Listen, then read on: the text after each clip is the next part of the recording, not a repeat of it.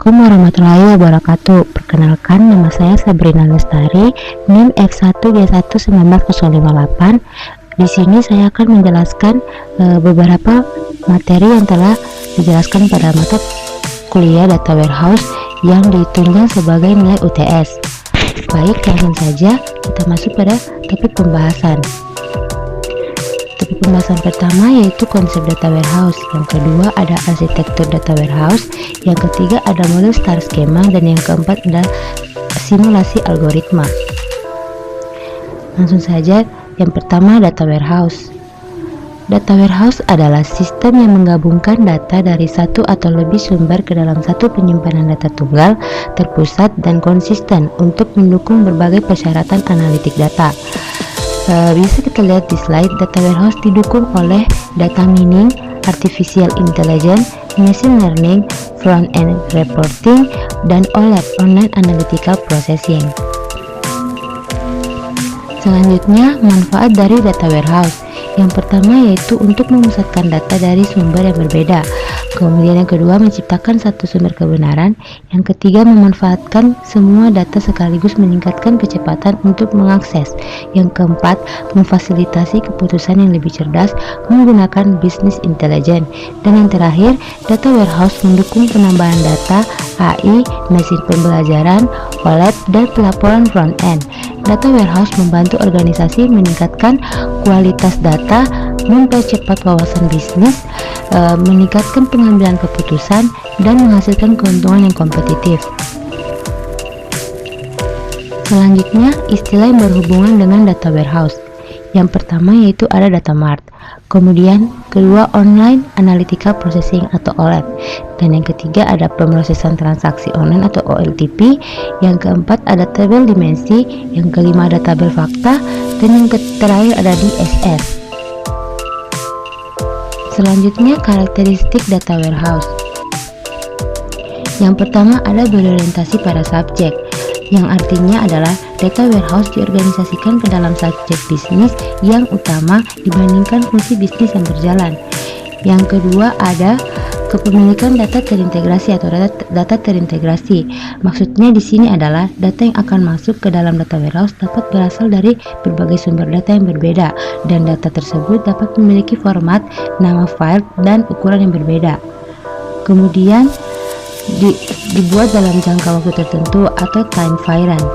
Maksudnya di sini adalah sifat rentang waktu terjadi karena adanya perbedaan antara data operasional dan data informasional. Pada lingkungan data warehouse, data akurat selama periode waktu tertentu sehingga setiap record memiliki satuan waktu tertentu seperti harian, bulanan, sampai tahunan.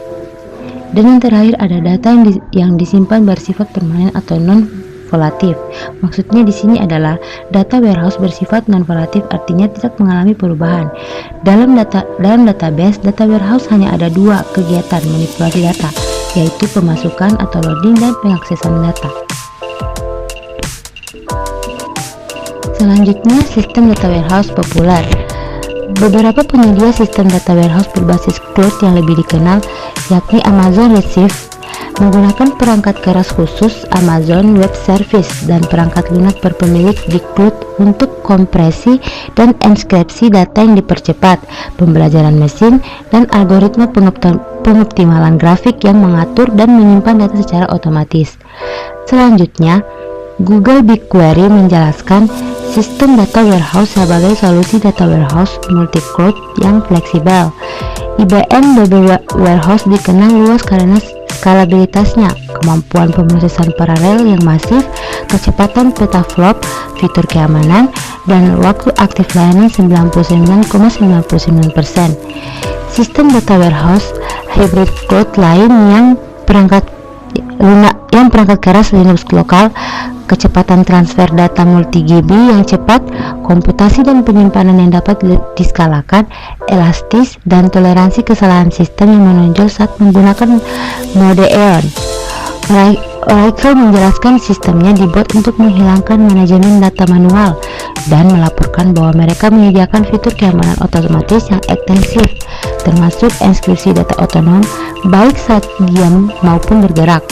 perlindungan data yang diatur, aplikasi patch keamanan, dan deteksi keamanan. Selanjutnya ada mengevaluasi sistem data warehouse. Mengevaluasi sistem data warehouse termasuk fitur dan kemampuan pertimbangan, kompatibilitas, dan implementasi, penggunaan dan keterampilan pertimbangan dukungan, dan berbagai biaya. Salah satu fitur data warehouse atau pertimbangan untuk sebuah organisasi adalah lokasi. Untuk memilih lokasi, organisasi harus menyeimbangkan berbagai tuntutan yang terkait dengan penyerapan data, penyimpanan, dan berbagai tuntutan terkait dengan akses. Untuk beberapa organisasi, mengamankan data mereka adalah prioritas tertinggi yang membutuhkan solusi lokal wajib. Yang bisa kita lihat pada tabel di atas ada feature and kapabilitas atau fitur dan kemampuan. Memiliki poin di dalamnya yaitu arsitektur dan struktur, arsitektur khusus vendor, instalasi multi-cloud, dapat diskalakan, dan tipe data yang didukung. Kemudian ada compatibility and implementation yang artinya kemudahan implementasi. Maksudnya di sini terdapat tata kelola, migrasi data, kemampuan transformasi, pengoptimalan, manajemen pengguna, pemberitahuan, dan pelaporan. Kemudian ada ease of use and skills atau artinya sebagai kemudahan penggunaan dan keterampilan. Di sini maksudnya keterampilan implementasi staff, terdapat keterampilan implementasi data warehouse vendor atau mitra implementasi, dan keterampilan front end, administrasi staff teknis, dan teknik untuk alat query, pelaporan, dan visualisasi. Dan yang terakhir ada support dan codes. Kemudian di sini pada tabel ini terdapat location yang terdiri dari on-premise, on appliances, dan on the cloud. Selanjutnya perbedaan OLAP dan OLTP. Yang membedakan OLTP dan OLAP adalah merupakan sistem transaksi online, sedangkan OLAP adalah sistem pengambilan dan analisis data online. OLTP dan OLAP keduanya adalah sistem pemrosesan secara online processing system. OLTP adalah pemrosesan transaksi online, sedangkan OLAP adalah sistem pemrosesan analitis. OLTP adalah sistem yang mengelola aplikasi berorientasi transaksi di internet, misalnya seperti ATM. Data transaksi online menjadi sumber data OLTP, namun database OLTP yang berbeda menjadi sumber data untuk OLAP. Selanjutnya, operasi utama OLTP adalah menyisipkan, memperbaharui, dan menghapus, sedangkan operasi utama OLAP adalah mengekstrak data multidimensi untuk analisis.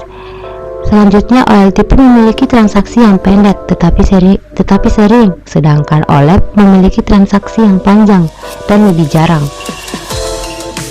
Selanjutnya, waktu pemrosesan untuk transaksi OLAP lebih banyak dibandingkan OLTP. Kemudian, query OLAP lebih kompleks sehubungan dengan OLTP. Tabel di database OLTP harus dinormalisasikan, sedangkan tabel di database OLAP mungkin tidak dinormalisasikan. Dan yang terakhir, karena OLTP sering melakukan transaksi dalam basis data, jika ada transaksi yang gagal di tengah, itu dapat merusak integritas data, dan karenanya harus menjaga integritas data. Sementara di OLAP, transaksi lebih jarang, tidak terlalu mengganggu integritas data. Selanjutnya ada data mart. Data mart adalah subset dari penyimpanan informasi direktorial yang umumnya berorientasi pada tujuan tertentu atau subjek data primer yang dapat didistribusikan untuk menyediakan kebutuhan bisnis. Selanjutnya ada tahapan pembuatan data mart. Yang pertama yaitu dilakukan dengan membuat desain yang bisa kita lihat pada slide. Selanjutnya tahapan kedua ada constructing, yang ketiga ada populating, dan yang keempat ada accessing, dan yang kelima ada managing. Yang kedua, arsitektur data warehouse. arsitektur data warehouse yang bisa kita lihat pada slide, yakni gambarnya General EDW Arsitektur. Di sini detail arsitektur data warehouse bergantung pada tujuan penggunaan platform. Persyaratan dapat mencakup pembuatan laporan dan dashboard, analisis data, eksplorasi, otomatisasi, dan pembelajaran mesin analitik swalayan. Mari kita mulai dengan mempertimbangkan model arsitektur umum untuk platform Enterprise Data Warehouse atau EDW yang dapat diadaptasi oleh perusahaan untuk kebutuhan analitik mereka. Di dalam gambar tersebut terdapat data source dan staging area atau sandbox yang kemudian diekstrak ke transform load. Lalu kemudian di dalam tabel Enterprise Data Warehouse Repository terdapat metadata, summary data, dan raw data. Kemudian dimasukkan ke data mart, lalu kemudian dimasukkan kembali ke analytics atau BI tools. Dalam arsitektur ini, kita dapat memiliki berbagai lapisan atau komponen, termasuk sumber data seperti file datar, komponen termasuk sumber data seperti database dalam sistem operasional yang ada dalam lapisan ETL untuk mengekstraksi, mengubah, dan memuat data, staging opsional, dan area kotak pasir untuk penyimpanan data dan mengembangkan alur kerja. Data warehouse perusahaan terkadang dimasukkan dalam data mart yang dikenal sebagai arsitektur hub and spoke ketika banyak data mart terlibat dalam lapisan analitik dan alat intelijen bisnis. Kemudian pemodelan data menggunakan star schema. Bisa kita lihat pada slide fact and dimension. Maksudnya di sini adalah kunci yang menghubungkan fakta dengan dimensi. Dimensi memancar dari fakta sentral. Kemudian graf yang isinya merupakan hubungan antara fakta dan dimensi. Kemudian pada gambar ini maksudnya pertimbangan desain star schema. Di sini kita harus memilih pemilihan proses bisnis, pemilihan tingkat detail, identifikasi dimensi, dan identifikasi fakta. Nah, ini adalah desain star schema yang telah saya buat.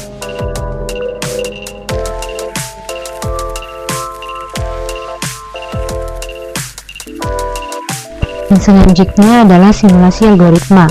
Di sini saya mengambil referensi dari jurnal dengan judul Data Warehouse menggunakan algoritma Nash Bayes untuk menunjang analisis divisi marketing di perusahaan multifinance. Algoritma Nash Bayes merupakan sebuah metode klasifikasi menggunakan metode probabilitas dan statistik yang dikemukakan oleh ilmuwan Inggris Thomas Bayes. Dalam proses pengolahan laporan, pada divisi marketing saat ini dikerjakan oleh satu orang dengan cara mengunduh beberapa laporan rinci terkait penjualan dari sistem berjalan. Kemudian laporan tersebut diolah menggunakan tools Office spreadsheet menjadi laporan ringkasan sesuai dengan kebutuhan rutin pihak eksekutif maupun membuat laporan analisis untuk pembuatan paket produk pembiayaan yang akan dipasarkan ke konsumen. Proses pengolahan laporan ini membutuhkan waktu sekitar 1-2 hari kerja. Bisa kita lihat pada slide ini adalah alur sistem yang berjalan. Mulai mengunduh beberapa laporan rinci dari sistem yang berjalan, kemudian transformasi menjadi laporan ringkasan dengan metode pivoting, kemudian simpan data laporan, ada silent komputer, kemudian didistribusikan laporan ke stakeholders, lalu selesai. Selanjutnya perancangan forecasting menggunakan algoritma Nash Bayes. Yang pertama, penentuan data training. Data training menggunakan sebagai contoh perancangan perhitungan Nash Bayes adalah data sales selama 2 tahun terakhir, yaitu 2014 sampai dengan 2016, dan data digunakan sebanyak 7.556 rows.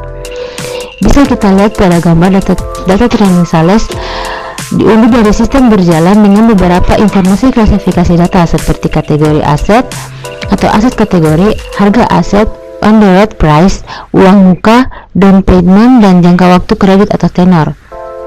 Kedua, penentuan klasifikasi data atau dimensi. Klasifikasi data diambil dari beberapa file pada laporan sistem berjalan. Klasifikasi data atau dimensi yang akan digunakan dalam perhitungan ini adalah satu, kategori aset, harga aset, on the right price, kurang 72 juta, 72 juta sampai 100 juta, 100 juta sampai 120 juta, 120 juta sampai 140 juta, dan lebih dari 140 juta. Uang muka atau down payment kurang dari 20%, 20% sampai 24,99% tahunan, dan yang terakhir ada tahunan pembuatannya atau manufacturing year.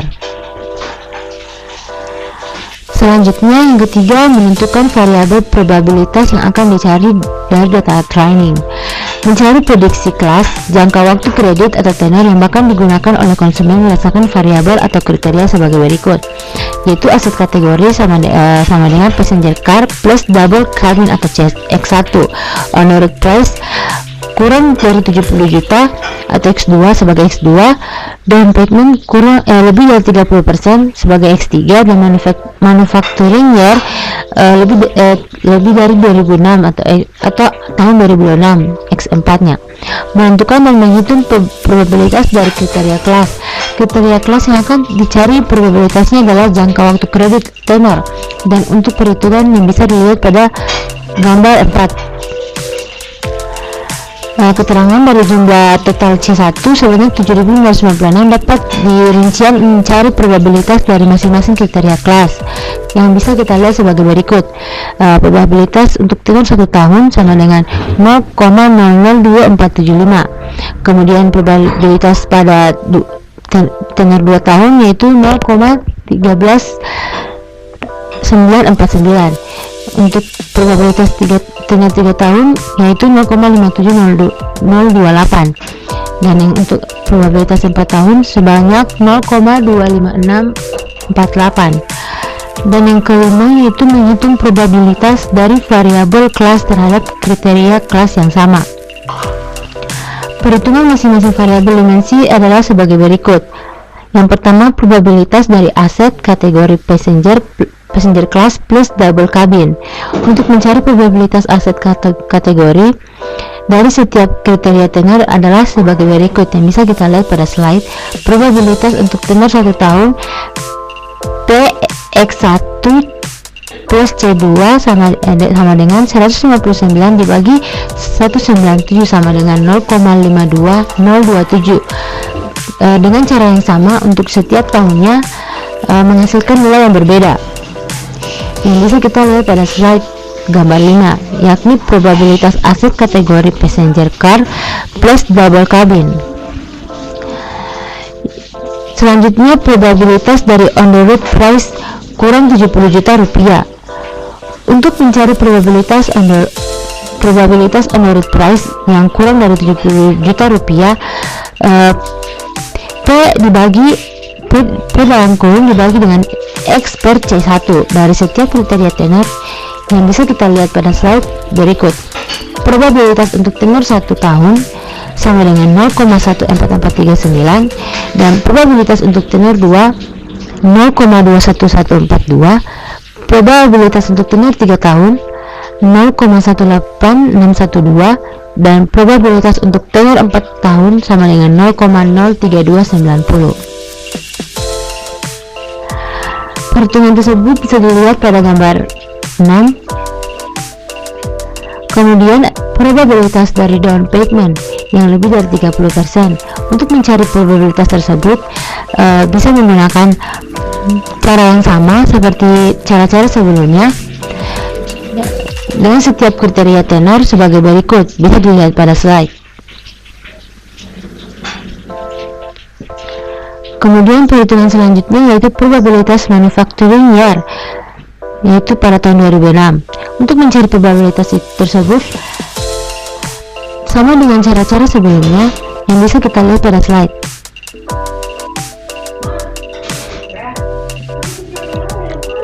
Menghitung masing-masing probabilitas kriteria kelas dengan variabel kelas yang sama untuk mencari probabilitas P X1 bagi C1 dari setiap kriteria tenor adalah sebagai berikut.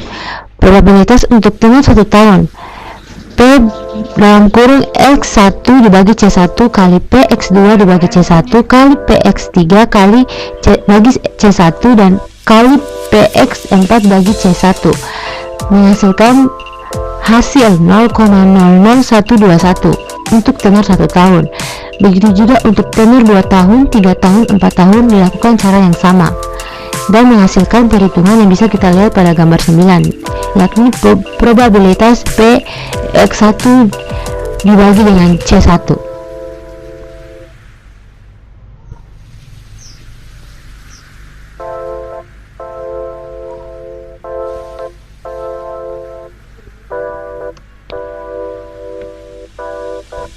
Nah, membandingkan perhitungan nilai probabilitas dari setiap kriteria kelas dan variabel kelas dan diambil dari probabilitas terbesar terhadap kriteria yang dicari. Besar terhadap kriteria yang dicari. Probabilitas tenor atau kriteria kelas terhadap besaran segmen kriteria variabel sama dengan aset kategori passenger class plus double cabin on the road price kurang dari 70 juta rupiah, down payment lebih dari 30% dan manufacturing lebih dari tahun 2006 adalah dipilih sebagai tenor 3 tahun dengan nilai probabilitas 0,01435 atau dipilih sebanyak 57,97% dari populasi data training, sehingga divisi marketing bisa membuat promosi menarik untuk paket produk tenor 3 tahun terhadap segmen kendaraan passenger car plus double cabin. Harga OTR kurang 70 juta rupiah dengan uang muka lebih dari 30% dan tahun kendaraan di atas 2006.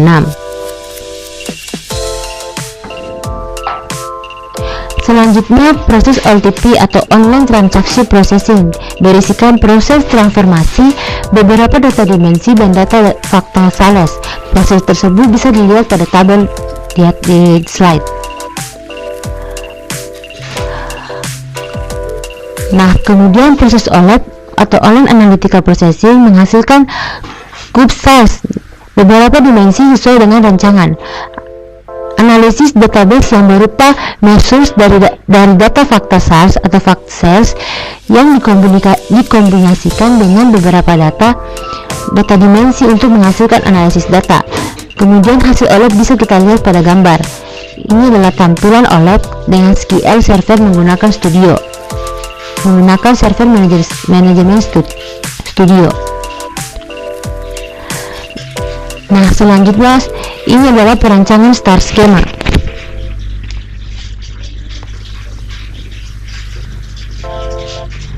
Perancangan star schema itu sendiri terdapat 12 tabel dimensi klasifikasi yang bersumber dari tabel master pada sistem yang berjalan. Didapatkan klasifikasi data dilakukan berdasarkan kebutuhan analisis. Tabel tersebut bisa kita lihat pada slide.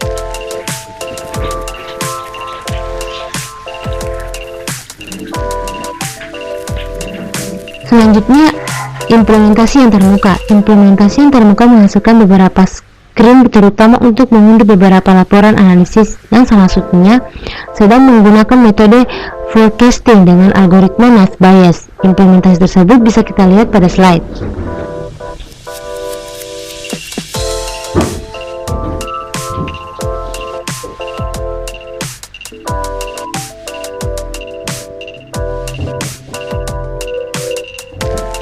Nah, kesimpulan dari simulasi algoritma ini merupakan algoritma Naive Bayes dapat digunakan untuk membuat analisis forecasting terhadap beberapa dimensi data untuk mengetahui segmen produk dari sesuai dan banyaknya bahan yang diminati oleh konsumen. Kemudian penyusunan laporan untuk menunjang analisis divisi marketing bisa dilakukan lebih cepat dan terstruktur dengan pemanfaatan OLTP atau Online Transaction Processing dan OLAP, Online Analytical Processing. Demikian dari saya, penjelasan dari saya, lebih dan kurangnya mohon dimaafkan. Wabillahi taufiq wal hidayah. Wassalamualaikum warahmatullahi wabarakatuh.